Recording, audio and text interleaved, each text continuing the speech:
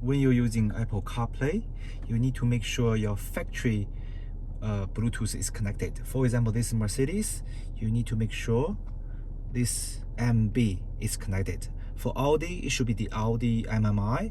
For Porsche, it should be the PCM. For other cars, it definitely need to be the factory names with the Mercedes Bluetooth is connected. So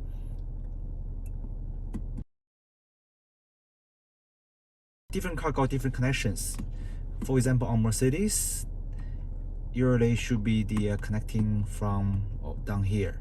You need to make sure Mercedes is connected.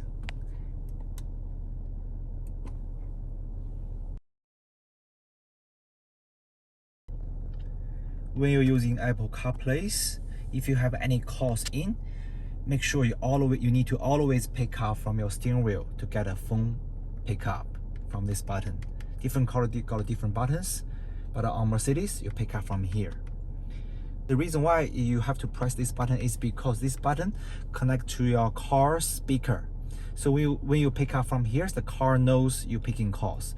If you don't press this button, if you pick up from here or pick up from your phone, it might causing you can't hear the other people talking, or the other people can't hear you. So make sure when you got a calls in, always pick up from here. If you're sliding down from the top, you got a control panel right top. These buttons, these sections is showing you the audio output source from the iPhone. If you hit the top right, you can see the tick stay on the CarPlay, which means the iPhone using Apple CarPlay give you audio outputs. If you take change the tick to the iPhone, the car no music, no sound. If you change it back on, the CarPlay have a sound again.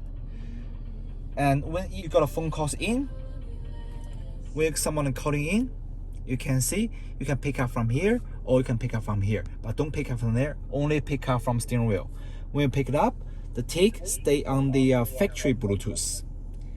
That's what we want to see. That's you can get your phone calls working properly.